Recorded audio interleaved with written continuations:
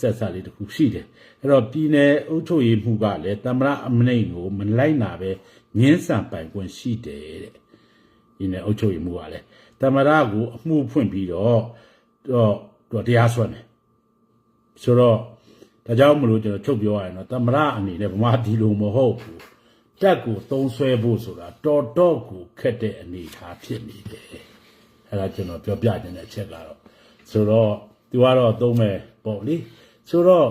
သမိုင်းကိုပြန်ကြည့်ကြတဲ့အခါကျတော့ဒီလိုသုံးဆွဲခဲ့တဲ့ဟာလည်းရှိတယ်ဗျသုံးဆွဲခဲ့တဲ့ဟာကဘယ်လက်ထက်တွေမှာသမရအိုက်ဆင်ဟာဝါလက်ထက်မှာတစ်ခါရှိတယ်ဖြစ်တယ်သမရကနေဒီလက်ထက်မှာရှိတယ်အဲ့တော့သမရအိုက်ဆင်ဟာဝါလက်ထက်က1959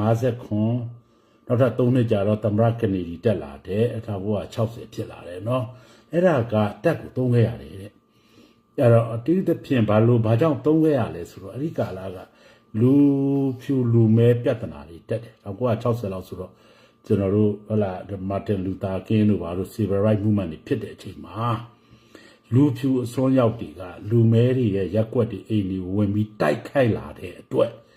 လူမဲတွေကိုကာကွယ်ရတော့တဲ့အဆင့်ရောက်သွားတယ်လူနည်းစုကိုပေါ့နော်ကာကွယ်ရတဲ့အတွက်လွတ်တော်ကစစ်တပ်ကိုသုံးဝင်ပေးခဲ့ရတယ်ဒါကကိုကာကွယ်ရတော့တဲ့အဆင့်မလို့အဲ့တော့စစ်တပ်ကိုသုံးခဲ့တဲ့နှစ်ကြိမ်ရှိခဲ့တယ်တဲ့အဲ့ဒီစစ်တပ်ကိုဒီခုနကလူနည်းစုတွေကိုကာကွယ်ပေးခဲ့တာရှင်းပြောရရင်တော့ကောင်းတဲ့ဘက်မှာပဲသုံးခဲ့တာရှိသေးတယ်အခုသမရထွန်းလို့ဆန္ဒပြတဲ့လူတွေကိုတော့နှိမ်နှင်းမှုဆိုတာတော့တော်တော်ကိုခက်အောင်မယ်လို့ကျွန်တော်မြင်တယ်အဲ့တော့ဒီနေ့ဆွေးနွေးချက်ကတော့အမေရိကရောက်နေတဲ့မြန်မာတွေအတွက်အဓိကထားပြီးကျွန်တော်ပြောချင်တာပါနောက်တစ်ခုကတော့အောက်တိုဘာ9ရက်နေ့မှာသူကဒီသမရအမိန့်နဲ့ကြေညာချက်အမိန့်ကြော်ညာချက်တစ်ခုကြေညာချက်တစ်ခုကိုထုတ်တယ်အဲ့ဒါကတော့ဒီကျွန်တော်တို့တကဘာလုံးမှာရှိနေတဲ့အမေရိကန်နိုင်ငံသားတွေကသူ့မိခင်နိုင်ငံတွေကိုပတ်စံတွေပြန်ပို့ကြတယ်ပေါ့ remittance ပေါ့ဗျာငွေလွှဲတဲ့ဟာကိုအခွန်100%ကောက်မယ်အဲ့ဒါတော့ကျွန်တော်တို့မြန်မာပြည်သားအများစုနဲ့လည်းပတ်သက်သွားပြီလေဆိုတော့ဒီခွန်100%ကဆိုတော့အမေရိကမှာကျွန်တော်တို့အများစုကပေါ့နော်ဒီလက်တင်အမေရိကလာတဲ့ Hispanic အဲ့ဒါလူတွေရှိတယ်ကျွန်တော်တို့ Asian တွေရှိတယ်အာဖရိကတွေရှိတယ်တော့ကိုယ်တိုင်းပြည်ဒုက္ခတွေဖြစ်နေပဲလာကြပေါ့ဗျာနိုင်ငံသားတွေဖြစ်သွားကြတယ်ပြန်လွှဲကြရတယ်အဲ့တော့သူတို့တစ်နှစ်ကိုလွှဲတဲ့ပတ်စံက200 billion ရှိတယ်တကဘာလုံးအဲ့ဒီကနေဘယ်ကိုအများဆုံးသုံးကြလဲ Western Union ပေါ့ဗျာနော် Western Union ဥပမာအားဖြင့်မက္ကဆီကိုတွေဆိုရင်သူတို့ကတစ်နှစ်ကို55 billion လောက်သုံးတယ်အဲ့တော့ခုနကအခု immigrant နေတာသမရမကြိုက်တာ immigrant တွေကအကျိုးပြုနေတယ်ဒီဘန်းလုပ်ငန်းကြီးမှာဆိုဘယ်လောက်အကျိုးရှိနေလဲနော်200 billion ရှိတယ်လူ400%ပဲခင်ဗျာတွက်ကြည့်ပါဦးဗျာဆိုတော့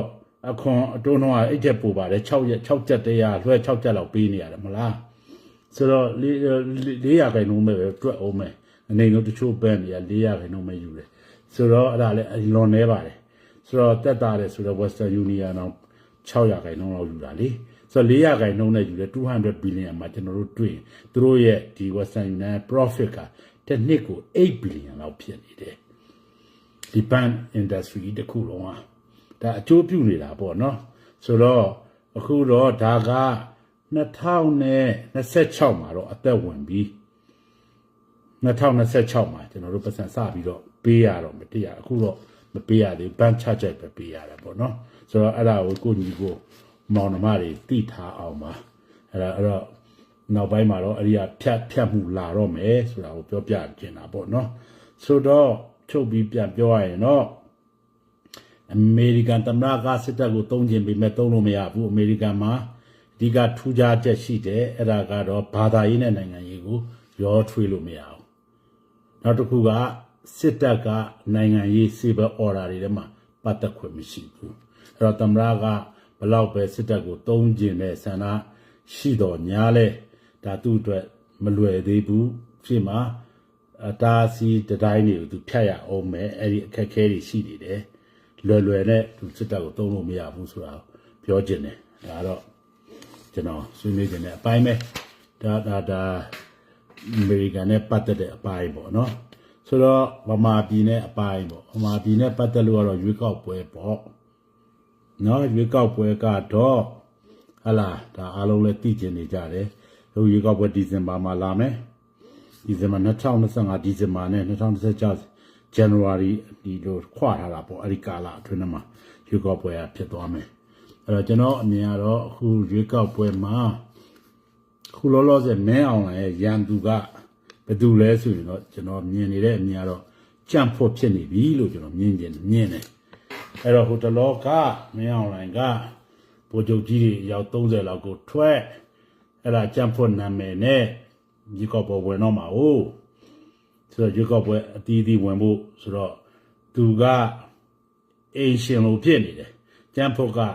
အိမ်ငါလို့အခုငါပြန်လာပြီးမင်းစင်းတော့ဆိုတာမျိုးပေါ့ဗျာကြံ့ဖို့ဘဝအဲ့တော့ကြံ့ဖို့က feeling အောက်တာပေါ့ဆိုတော့ကြံ့ဖို့တရားကြံ့ဖို့ခေါင်းဆောင်တွေတော်တော်များများတိတယ်အဲ့တော့သူတို့နည်းနည်းလေးတွေအတန်လေးတွေ speak out ဖြစ်လာတယ်ထွက်လာတာလေးတွေကျွန်တော်ကြည့်နေတယ်ဘယ်လိုဖြစ်လာလဲဆိုတော့မင်းအွန်လိုင်းနဲ့ခုနကစစ်တပ်ကဗိုလ်ချုပ်တွေဝင်လာရင်တော့သူတို့ခွက်လာရှုံးနိုင်တယ်ဆိုတော့သူတို့စိုးရိမ်နေကြတယ်ဟာဖြစ်လို့လဲဆိုတော့ခုနကမဲပေးတဲ့စနစ်တွေကြောင်းပေါ့နော်စက်တွေကိုသုံးမယ်မဲရီတွက်မယ်စနစ်တွေသုံးမယ်တဲ့လွတ်တော်တရားတွေရွေးပြီးွားလို့အစိုးရဖွဲ့မယ်ပေါ့နော်ဖွဲ့မယ်ဆိုရင်လည်းမဲပေးကြမှာကသမရာတို့ဘာတို့ဟလာဝင်ကြီးဌာနတွေမဲပေးကြမှာကစက်တွေနဲ့ပဲလွတ်တော်မှာလောက်ကြအောင်မယ်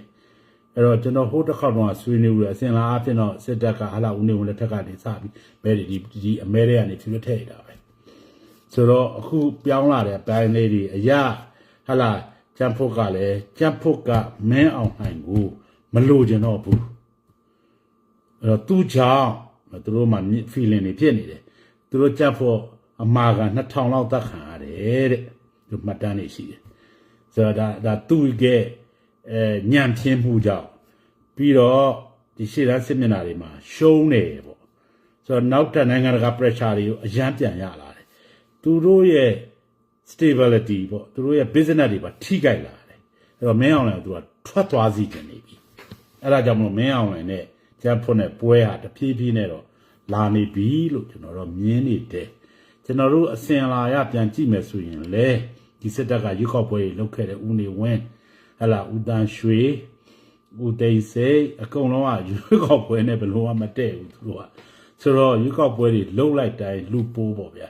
ဆိုတော့အာနာလီဟာနေတွေဖြစ်ပြီးသူတို့ပြုတ်ပြက်ပြီးကိုယ်ကားတွေအမြဲဖြစ်တယ်အဲ့တော့ကျွန်တော်ကဒီရွေးကောက်ပွဲသူတို့လှုပ်လာတော့လုံးဝမကြောက်ဘူးစိုးလည်းမစိုးရိမ်ဘူးโอเคလောကီအဲ့ဒီအလှည့်အပြောင်းမှာအကုန်ပြဿနာတက်မှာပဲအမှားပြဘာကြောင့်တက်မှာလဲမမေးနဲ့တက်မဲ့အချက်လက်တွေအများကြီးဖြစ်နေပြီ right တက်မဲ့အချက်လက်တွေကနိုင်ငံရေးပြဿနာတွေရှိနေတယ်စီးပွားရေးပြဿနာတွေရှိနေတယ်ငြိမ်းချမ်းရေးပြဿနာတွေရှိနေပြဿနာတွေတည်တန်းစီနေတာအဲ့တော့ကြံ့ဖို့ကသူတို့တာအုပ်ချုပ်မယ်နိုင်ပြီးအုပ်ချုပ်မယ်ဆိုရင်တော့မင်းအောင်လှိုင်ထက်တက်တာတဲ့ဦးသိန်းစိန်လောက်မမိပေမဲ့25% ဦးသိန်းစိန်ရဲ့25% လောက်တော့သူတို့လုတ်ပေးနိုင်တယ်လို့ယူဆကြပုံရတယ်ကျွန်တော်တို့အတွက်ကတော့ကြံ့ဖို့တက်မင်းအောင်လှိုင်တက်ဘယ်မှမတက်တာပါဘူးဆိုတော့အခုအဲ့ဒီအနေထားတော့ကျွန်တော်တို့မြင်နေရပြီအဲ့ဒါကြောင့်မလို့ကျွန်တော်အနေနဲ့အကြံပေးချင်တာကတော့ဒီရွေးကောက်ပွဲကျွန်တော်တို့ဒီရွေးကောက်ပွဲရလတ်ကြောင့်ကျွန်တော်တို့လူချင်းတဲ့ဒီမိုကရေစီအပြောင်းလဲတော့ပြမှာမဟုတ်ဘူးဒီရွေးကောက်ပွဲဟာနိုင်ငံရေးအရာစစ်တပ်အတွက်ခြေလမ်းမှားမဲ့အကွက်တွေအများကြီးဖြစ်နေရပြီအဲ့ဒါတော့အဲ့ဒီပုံမှာကျွန်တော်တို့လေဟာနယ်တွေဖြစ်လာရင်ကျွန်တော်တို့ movement ကအရှိန်တစ်ချိန်တို့ထပ်တက်နိုင်တဲ့အခွင့်အလမ်းတွေရှိလာနိုင်တယ်လို့ကျွန်တော်ကမြင်နေတယ်ဒါကြောင့်မလို့အကြံပေးချင်တာကျွန်တော်ညီငယ်တွေဟဲ့လားကျွန်တော်တို့ဟဲ့လားနောက်မျိုးဆက်တစ်လူငယ်တွေဟဲ့လားရှေ့တန်းမှာရှိနေတဲ့တိုက်ပွဲဝင်တဲ့လူတွေအနေနဲ့ဒီခောက်ပွဲကိုအထူးတလို့စန့်ကျင်တိုက်ဖြတ်နေကြမလို့ဘူးကိုယ်နယ်တွေတော့မှ PDF control နယ်တွေလည်းမလာရင်ပြီးတော့သူတို့နယ်တွေတီဝင်ပြီးတော့တိုက်ခိုက်တာတို့ဘုံခွဲတာတို့မလုပ်စေချင်ဘူးဘာလို့မလုပ်စေချင်လဲကိုဘာလုပ်တဲ့တော့ကိုရဲဘော်တွေအဖမ်းခံလာနိုင်တယ် retaliation ပေါ့ဗျာပြန်လက်စားချေတဲ့ဟာတွေအမှုတွေချုပ်ချက်ခတ်လာပတ်လည်းဝိုင်းထားဖို့ပေါ့နော် encirclement ပဲလုပ်တာပါကိုနယ်မျိုးခိုင်အောင်လုပ်တာသူတို့လုံးမဲ့ဟာသူလုံးလို့မရအောင်နိုင်ငံတကာ pressure အရန်ရှိတယ်နိုင်ငံတကာမင်းအောင်လည်းလက်မခံလို့ရုရှားတို့တရုတ်တို့ကိုလည်းရွေးကောက်ပွဲလုပ်ခိုင်းနေတာအဲ့တော့မင်းအောင်လည်းဟိုတလောကဟိုသွားတယ်ဘုကြုံမင်းအောင်ဟဲ့လားတရုတ်ကိုသွားတယ်ရုရှားကိုသွားတယ် တိတ်အောင်မြင်နေတယ်မထင်လိုက်တော့